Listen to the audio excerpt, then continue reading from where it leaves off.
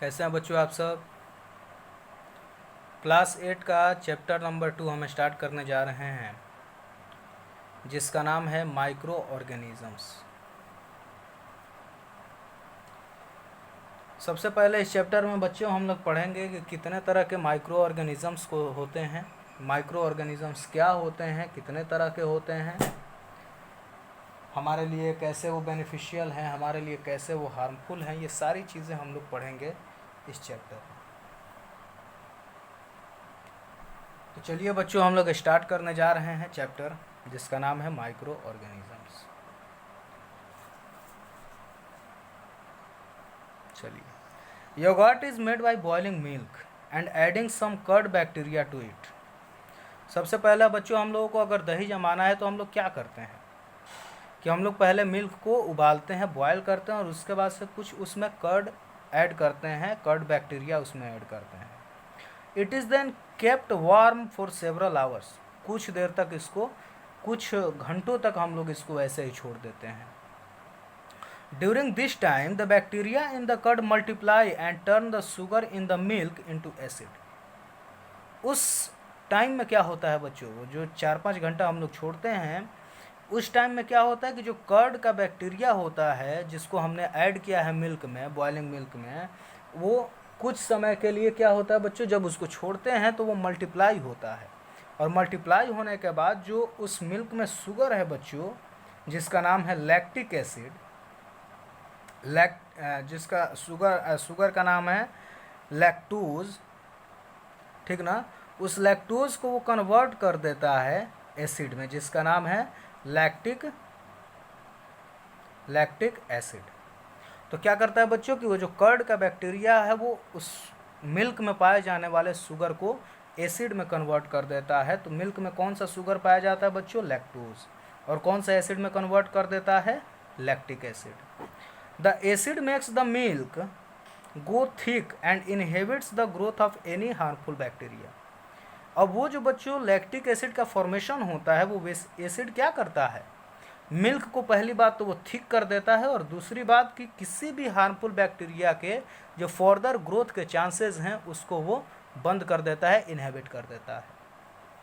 The bacteria in the yoghurt are very good for your digestive system.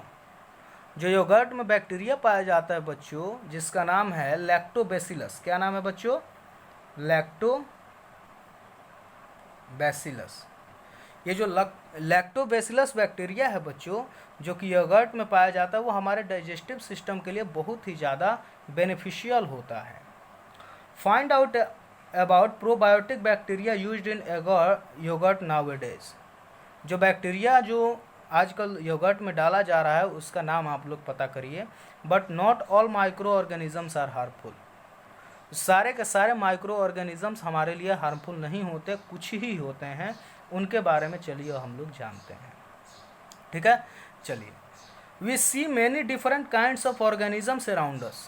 हम लोग अपने around में बहुत सारे ऑर्गेनिजम्स को देखते हैं। These organisms differ in their size, shape and colour. ये ऑर्गेनिजम्स अलग अलग साइज़ के होते हैं, अलग अलग शेप के होते हैं, अलग अलग कलर के होते हैं। There are a large number of organisms which cannot be seen with naked eyes. हमारे अराउंड में बहुत सारे ऑर्गेनिजम्स होते हैं जो कि हमारी नंगी आंखों द्वारा नहीं देखे जा सकते हैं। They can only be seen through a microscope. और उनको हम लोग सिर्फ और सिर्फ एक माइक्रोस्कोप की हेल्प से ही देख सकते हैं। माइक्रोस्कोप क्या है बच्चों? A microscope has a single or combination of magnifying lenses to observe two small objects to be seen in detail. मतलब कि एक माइक्रोस्कोप क्या है बच्चों कि मैग्नीफाइंग लेंसेज का कॉम्बिनेशन है, जिसके द्वारा कि हम लोग स्मॉल ऑब्जेक्ट्स को देखते हैं। इसमें दो तरह के लेंसेज होते हैं बच्चों, एक होता है आई पीस और एक होता है objective lens.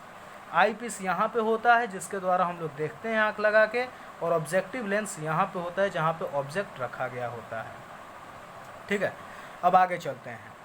The organisms which are too small to be seen by the naked eyes and can be seen only through a microscope are called microorganisms और माइक्रोब्स। मतलब कि ऐसे ऑर्गेनिजम्स जिनको कि जो कि बहुत ज़्यादा स्मॉल होते हैं और हमारी आँखों के द्वारा नहीं देखे जा सकते, और जिनको कि सिर्फ माइक्रोस्कोप की हेल्प से ही देखा जा सकता है, उनको हम लोग माइक्रो ऑर्गेनिजम्स या फिर माइक्रोब्स कहते हैं। The study of microorganisms is known as microbiology. तो बच्चों, साइंस का वो ब्रांच, बायोलॉजी का वो ब्रांच जिसमें कि माइक्रो ऑर्गेनिजम्स के बारे में स्टडी की जाती है, उसको हम लोग कहते हैं माइक्रोबायोलॉजी।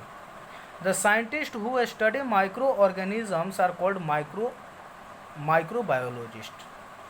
मतलब कि बच्चों, वो साइंटिस्ट जो कि माइक्रो ऑर्गेनिजम्स के बारे में स्टडी करते हैं, उनको हम लोग माइक्रोबायोलॉजिस्ट कहते हैं। Micro organisms are found everywhere.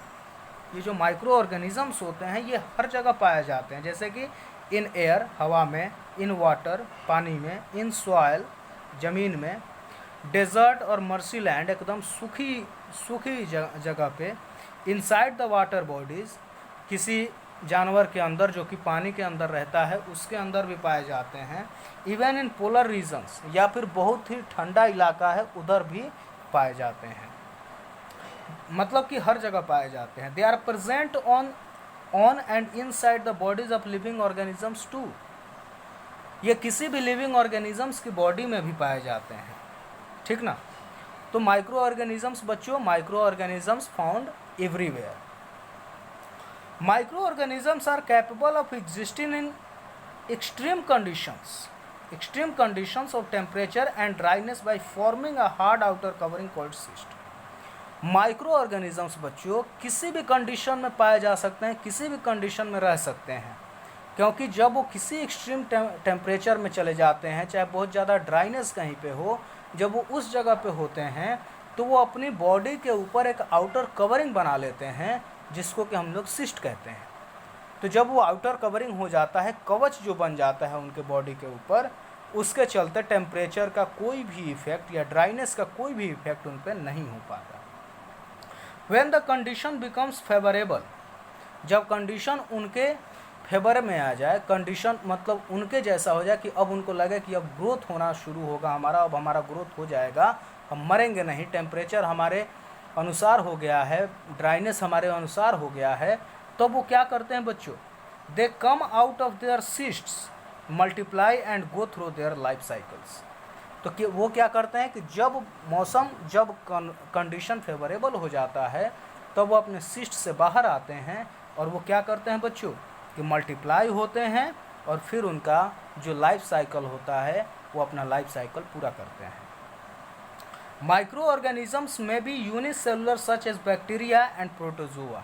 Microorganisms unicellular भी हो सकते हैं, जैसे कि बैक्टीरिया है, प्रोटोजोआ है, ये सब यूनिसेलुलर ऑर्गेनिजम्स होते हैं। दे में भी multicellular such as fungi. ये मल्टी सेलुलर भी हो सकते हैं, ठीक ना। ये यूनिसेलुलर भी हो सकते हैं, मल्टी सेलुलर भी हो सकते हैं, जैसे कि फंगस है वो एक मल्टी सेलुलर ऑर्गेनिज्म है। Some can live alone, for example amoeba, while other occur in groups called colonies, for example bacteria and fungi. मतलब कि कुछ माइक्रो ऑर्गेनिजम्स अकेले भी रहते हैं, जैसे कि अमीबा, और कुछ माइक्रो ऑर्गेनिजम्स कॉलोनीज में रहते हैं, मतलब ग्रुप्स में रहते हैं, जैसे कि बैक्टीरिया हो गया, जैसे कि फंगी हो गया, तो ये सब ग्रुप्स में रहते हैं। Micro organisms play an important role in human life. हमारी लाइफ में ये बहुत बड़ा रोल प्ले करते हैं। Many of them are beneficial as we depend on them for many things. बहुत सारे माइक्रो ऑर्गेनिजम्स हमारी लाइफ में बहुत बड़ा रोल प्ले करते हैं, और हम लोग कभी कभी या बहुत कंडीशंस में उन पर हम लोग डिपेंडेंट भी रहते हैं, क्योंकि वो हमारे लिए फ़ायदेमंद होते हैं। On the other hand some of them are harmful in many ways. और उसके अलावा बहुत सारे हमारे लिए हार्मफुल भी होते हैं। तो कुछ माइक्रो ऑर्गेनिजम्स के बारे में बच्चों बात करेंगे हम लोग यहाँ पे, जैसे कि टाइप्स ऑफ माइक्रो ऑर्गेनिजम्स, जैसे कि बैक्टीरिया है। बैक्टीरिया के बारे में बच्चों कुछ एग्जांपल्स यहाँ पे हम लोग देखेंगे। तो क्या है बैक्टीरिया बच्चों, कि bacteria are single celled organisms. ये सिंगल सेल के होते हैं, यूनिसेलुलर। दे में भी रॉड शेप्ड, जैसे कि रॉड के जैसे हो सकते हैं, जिसका एग्जांपल है बेसिली। एस्फेरिकल, जैसे कि ये राउंड शेप के भी हो सकते हैं, जैसे कोकाई। जैसे कि स्पाइरल, जैसे कि ये जैसे कि स्पाइरल शेप्ड में, जैसे कि स्पाइरल बाइंडिंग आप लोगों ने देखा होगा कॉपी का ना, तो उसी तरह से स्पाइरल के शेप में, स्प्रिंग की शेप में ये हो सकते हैं, और कॉमा शेप्ड, कॉमा के जैसे भी ये हो सकते हैं। जैसे कि बच्चों यहाँ पे देखिए आप लोगों को दिखाया जा रहा है स्ट्रेप्टोकोकस के बारे में। स्ट्रेप्टोकोकस एक बैक्टीरिया है जिसका शेप स्फेरिकल होता है। अगला है लैक्टोबैसिलस। लैक्टोबैसिलस एक बैक्टीरिया है जिसका शेप रॉड की तरह होता है, रॉड शेप होता है। अगला है स्पाइरेलियम जिसका कि कॉमा शेप्ड होता है, कॉमा के जैसा शेप होता है। अगला माइक्रो ऑर्गेनिज्म है बच्चों fungi. Fungi can be unicellular और मल्टी सेलुलर, ये दोनों तरह का हो सकता है। ये यूनिसेलुलर भी हो सकता है और मल्टी सेलुलर भी हो सकता है। They lack chlorophyll and obtain food from dead and decaying organic matter. इनमें बच्चों जैसे कि आपने पिछले चैप्टर में पढ़ा था कि इनमें क्लोरोफिल नहीं होता और ये अपना न्यूट्रिशन डेड और डिकेइंग मैटर से प्राप्त करते हैं। जैसे कि पहला फंगाई है पेनिसिलियम। पेनिसिलियम एक मल्टी सेलुलर फंगस है बच्चों। पेनिसिलिन एक एंटीबायोटिक है, उसका नाम आपने सुना होगा। तो पेनिसिलिन बना है बच्चों पेनिसिलियम ईस्ट की हेल्प से, पेनिसिलियम फंगाई की हेल्प से। अगले टाइप का एक फंगस होता है जिसका नाम है ईस्ट, जो कि यूनिसेलुलर होता है। ईस्ट का हेल्प किया जाता है बच्चों फर्मेंटेशन में, जबकि शुगर से अल्कोहल बनाया जाता है ना, तब वहाँ पे ईस्ट का इस्तेमाल किया जाता है। अगला है ब्रेड मोल्ड। पिछले चैप्टर में आप लोगों ने शायद पढ़ा होगा कि ब्रेड पे जब आप लोग कुछ पानी आप लोग डाल देते हैं तो उस पर कुछ एक प्रोजेक्शंस आ जाती हैं वाइट कलर की, और वो काफ़ी फॉल स्मेल आने लगता है। तो ब्रेड पे जो ऑर्गेनिज़म आ जाते हैं वो एक्चुअली में क्या होते हैं, एक फंगस होते हैं। तो ब्रेड मोल्ड क्या है बच्चों की एक फंगस है जो कि एक मल्टी सेलुलर ऑर्गेनिज़म है।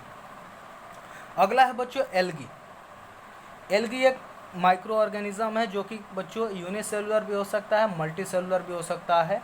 ये प्लांट जैसे होते हैं लेकिन इनमें कोई रूट नहीं होता, कोई लीफ नहीं होता और कोई स्टेम नहीं होता। तो बच्चों क्या है, एल्गी क्या है, मल्टी सेलुलर भी हो सकते हैं, यूनिसेलुलर भी हो सकते हैं। ये प्लांट जैसे तो होते हैं लेकिन इनमें कोई रूट नहीं होता, लीफ नहीं होता और स्टेम नहीं होता। They have chlorophyll and carry out photosynthesis. ये प्लांट जैसे क्यों होते हैं, क्योंकि इनमें क्लोरोफिल होता है और ये फोटोसिंथेसिस कर सकते हैं। इनका बच्चों एग्जाम्पल है बच्चों कलमाइडोमोनास। कलमाइडोमोनास एक यूनिसेलुलर एल्गी है। उसके बाद से अगला है स्पायरोगायरा जो कि मल्टी सेलुलर एल्गी है। उसके बाद से बच्चों अगला है प्रोटोजोअन्स। प्रोटोजोअन्स भी क्या होते हैं, माइक्रो ऑर्गेनिजम्स होते हैं जो कि यूनिसेलुलर ही होते हैं और इनके एनिमल के जैसे कैरेक्टरिस्टिक्स होते हैं। तो पहला एग्जाम्पल है प्रोटोजोआ का अमीबा। अमीबा क्या है, एक यूनिसेलुलर प्रोटोजोआ है। पैरामीशियम क्या है बच्चों, पैरामीशियम एक यूनिसेलुलर प्रोटोजोआ है। और अगला क्या है यूजेलेना जो कि यूनिसेलुलर प्रोटोजोआ है। तो बच्चों हम लोग यहाँ तक हम लोगों ने आज पढ़ लिया, आगे की बातें हम लोग कल करेंगे।